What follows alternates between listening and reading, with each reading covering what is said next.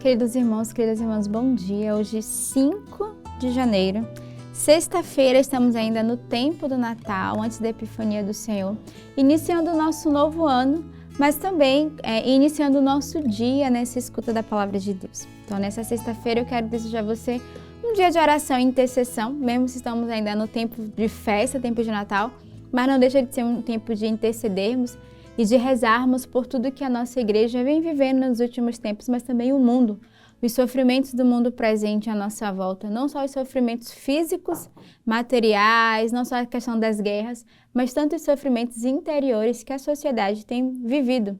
Então, que neste dia a nossa oração seja por esses que sofrem, que seja um dia verdadeiramente para carregarmos na oração e na intercessão. E estamos iniciando um novo ano, então um tempo de uma virada na fidelidade, tempo de darmos testemunho da fidelidade de Deus em nossa vida, mas nada melhor do que sermos fiéis a cada dia à Lex Divina, né? Essa leitura antes da Palavra de Deus. É tão bom quando podemos meditar a cada dia as leituras que a igreja nos oferece, estarmos em comunhão com a igreja e quando vamos à Santa Missa já deixamos, né, que a palavra ela tenha feito o trabalho no nosso coração e ao estarmos ali na Santa Missa, na Eucaristia, viver essa unidade, essa comunhão e deixar que o fogo da Palavra de Deus devore o nosso coração. Então, o convite que eu quero deixar a você é, de fato, ser fiel a cada dia Lex Divina. Não só assistindo conosco, divulgando o link, mas também tomando tempo de trabalhar a Palavra de Deus. Então, você pode adquirir o compêndio, né, a Lex Divina, através da nossa loja online, mas também com a nossa comunidade, com os membros de vida, de aliança, com os amigos do Verbo. E também pode ser um evangelizador, fazer uma doação, dar de presente alguém o compêndio. E a cada mês o nosso compêndio tem uma palavra do nosso fundador que é dada para cada um de nós, juntamente com a nossa igreja, de rezarmos e deixar que a palavra de Deus mensalmente faça o seu trabalho. E esse ano o nosso compêndio tem o tema Sinfonia da Oração. Somos todos convidados a entrarmos nessa escuta da vontade de Deus, nessa escuta do Espírito Santo, a estarmos em comunhão, nessa harmonia uns com os outros, mas sobretudo na nossa harmonia com Deus. O que é que Deus quer falar a cada um de nós neste tempo? A primeira leitura de hoje que a igreja nos oferece, ela é retirada da primeira carta de São João. Caríssimos, esta é a mensagem que ouvistes desde o início, que nos amemos uns aos outros, não como Caim, que sendo do maligno, matou seu irmão. E por que o matou? Porque as suas obras eram más, ao passo que as do seu irmão eram justas. Não vos admireis, irmãos. Se o mundo vos odeia, nós sabemos que passamos da morte para a vida, porque amamos os irmãos. Quem não ama permanece na morte. Todo aquele que odeia o seu irmão é um homicida. E vós sabeis que nenhum homicida conserva a vida eterna dentro de si. Nisto conhecemos o amor. Jesus deu a sua vida por nós. Portanto, também nós devemos dar a vida pelos irmãos. Se alguém possui riquezas neste mundo e vê o seu irmão passar necessidade, mas diante dele fecha o seu coração, como pode o amor de Deus permanecer nele? Filhinhos, não amemos só com palavras e de boca, mas com ações e de verdade. Aí está o critério para saber que somos da verdade e para sossegar diante dele o nosso coração. Pois, se o nosso coração nos acusa, Deus é maior que o nosso coração e conhece todas as coisas. Caríssimos, se o nosso coração não nos acusa, temos confiança diante de Deus. Então, essa semana inteira a gente vem acompanhando a primeira carta de São João, que é uma carta muito exortativa. Primeiro, ele vai nos lembrar, né, do mal, do pecado que habitou no coração de Caim, que matou o seu irmão. Então, ele vai lembrar que, de fato, por que Caim matou Abel? Porque no coração dele possuía o mal, né? As suas obras não eram justas. Então, ele vai lembrar que se no coração dele já haveria o mal, não era de se admirar que ele também pudesse reproduzir o mal no seu coração ao ponto de matar o seu irmão. E aí, São João vai nos exortar dizendo, nós sabemos que passamos da morte para a vida, porque amamos os irmãos. quem não ama permanece na morte. Todo aquele que odeia seu irmão é homicida. Creio que é uma palavra muito forte, porque ele vai nos exortar aqueles que não amam o outro e que carregam esse mal da falta de amor, da indiferença, nesse coração que é fechado, aquele que não ama, que não acolhe o outro. E ele diz, e ele ainda vai exortar de forma mais incisiva, não é só aquele que não ama, mas é aquele que odeia, é aquele que mata o seu irmão no coração. E não só mata no coração, como pode matar de várias formas. E aí ele vai nos exortar dizendo, vós sabeis que nenhum homicida conserva a vida eterna dentro de si. Então, aquele que mata o outro no seu coração não conserva a vida eterna para si, porque no seu coração já habita o mal, já habita a maldade. E ele continua nos exortando, né? Se alguém possui riquezas neste mundo e vê seu irmão passar necessidade, mas diante dele fecha o seu coração, como o amor de Deus pode permanecer? Então, é uma carta para fazermos uma leitura de como nós estamos nos relacionando com o outro. E ele nos convida a esse amor, a essa abertura de coração. E ele vai dizer, filhinhos, não amemos só com palavras e de boca, mas com ações de verdade. Aqui eu acho que é a palavra-chave dessa leitura. Muitas vezes nós queremos falar bem, pregar bem, usar palavras bonitas, mas hoje São João vai nos exortar, não amemos só com a nossa boca e com as nossas palavras. Podemos falar de forma muito bela, mas devemos amar com o nosso coração, com as nossas ações, com o nosso gesto, com o nosso cuidado, o nosso zelo com o outro. E é isso que ele vai nos exortar. Ele vai dizer, este é o critério para saber se somos de verdade e se diante de Deus habita no nosso coração. A presença de Deus habita dentro de nós. E ele termina a leitura dizendo, caríssimos, se o nosso coração não nos acusa, temos confiança diante dele. Então essa é a certeza. Se no meu coração há uma grande paz e não nos acusa, porque buscamos a verdade, buscamos o amor e a caridade, na medida, né, do que nós podemos dar e que somos chamados a dar. Então, nesse dia, renovemos o nosso amor e a nossa confiança uns com os outros. O salmo de hoje é o Salmo 99. Aclamai o Senhor a terra inteira, servi ao Senhor com alegria, ide a Ele cantando jubilosos. Sabei que o Senhor só Ele é Deus, Ele mesmo nos fez e somos seus. Nós somos seu povo e seu rebanho. Entrai por suas portas dando graças, e em seus átrios com hinos de louvor. Dá-lhe graça e seu nome bendizei. Sim, é bom o Senhor e nosso Deus. Sua bondade perdura para sempre. Seu amor é fiel eternamente. Então, a continuação desse dia, o salmo que nos convida a aclamarmos o Senhor, a bendizer o seu santo nome, a proclamar entre as nações os seus grandes feitos, as maravilhas que o Senhor realizou no meio de nós. E ele vai lembrar, sabei que o Senhor só Ele é Deus. E Ele mesmo é quem nos fez. Ele mesmo é quem nos cria, nos recria, nos perdoa e age com a sua infinita misericórdia. E Ele nos lembra, sim, o Senhor é bom, sua bondade perdura para sempre e seu amor é fiel eternamente. Então, peçamos a graça ao Senhor de acolhermos essa sua fidelidade, o seu amor, que é desde sempre para sempre. O Senhor não mede esforços para nos amar, para nos salvar e para recomeçar conosco. O evangelho de hoje também é retirado do evangelista São João.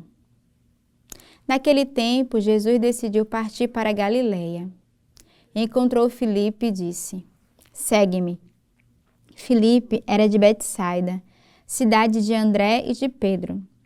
Filipe encontrou-se com Natanael e lhe disse, encontramos aquele de quem Moisés escreveu na lei, e também os profetas, Jesus de Nazaré, o filho de José.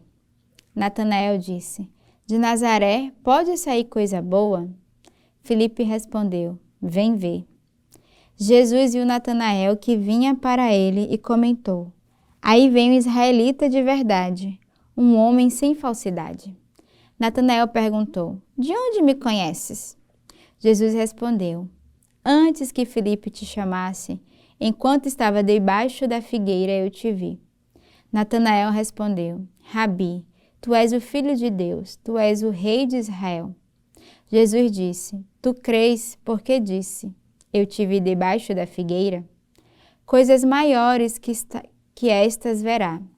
E Jesus continuou, em verdade eu vos digo, vereis o céu aberto e os anjos de Deus subindo e descendo sobre o Filho do Homem. No evangelho de hoje, nós vemos que o Senhor já nos viu. O Senhor olhou para nós, já nos escolheu e já nos conhece antes mesmo de termos a consciência.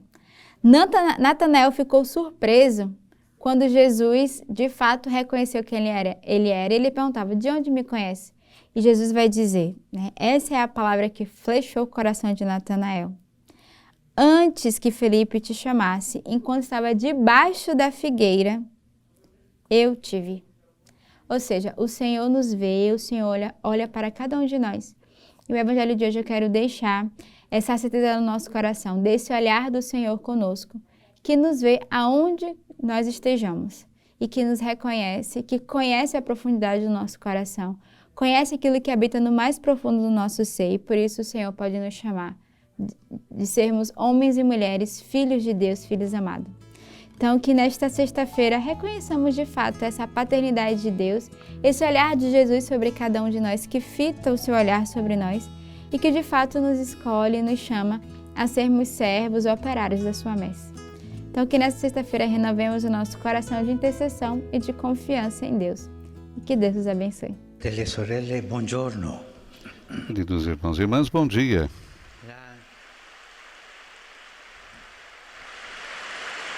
La scorsa settimana ci siamo introdotti nel tema dei vizi. Na semana passada apresentamos o tema dos vícios e das virtudes. Isso recorda a luta espiritual do cristão.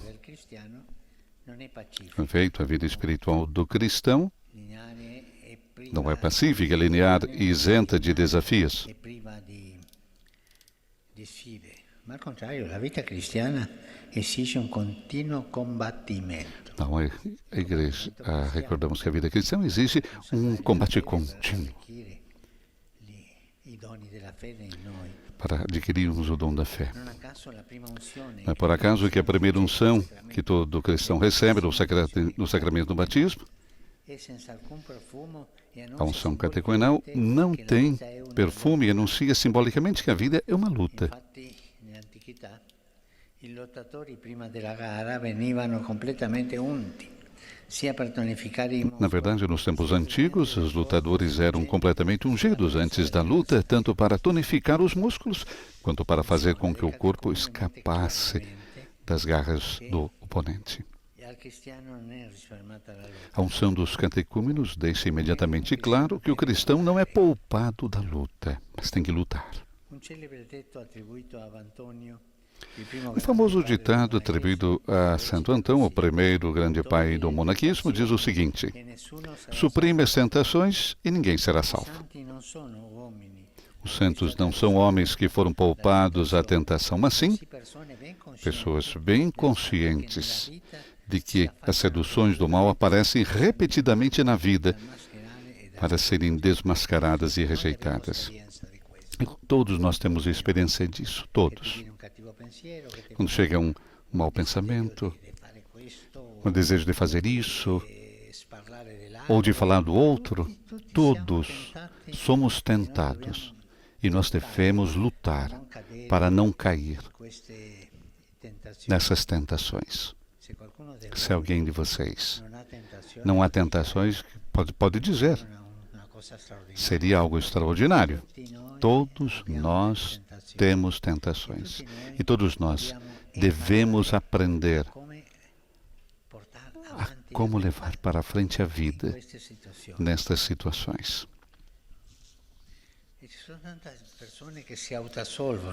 As pessoas que, no entanto, se absolvem continuamente, que se consideram em ordem, que riem de quem confessa, que ri. Mas sabe que ninguém está em ordem.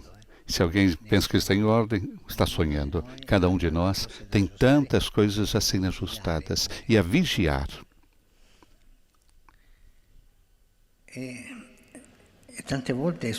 Tantas vezes ocorre que vamos ao sacramento da reconciliação e digamos com sinceridade: padre, mas eu não recordo, eu não sei, não pequei. Isso é falta de conhecer o que ocorre no coração. Todos somos pecadores, todos. E um pouco de exame de consciência e de introspecção nos fará bem.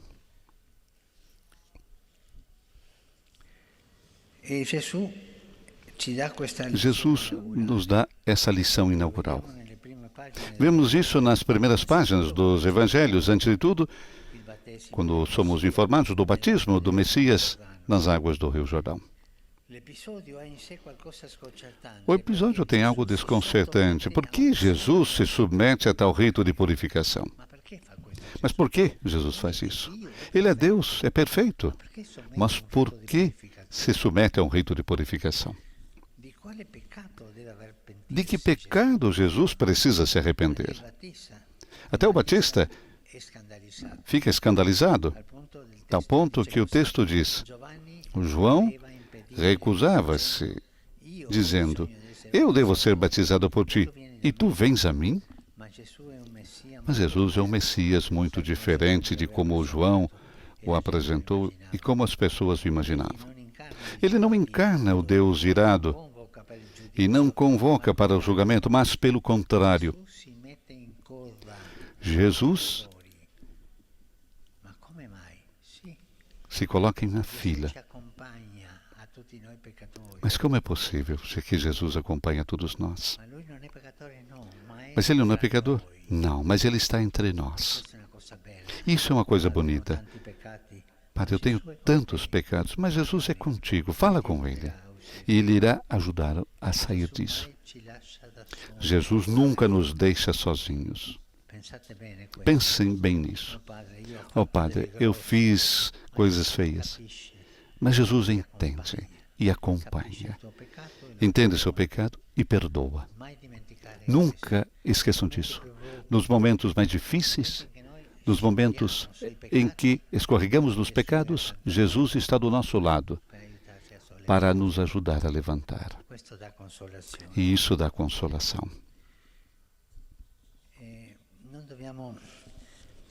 Não devemos perder isso.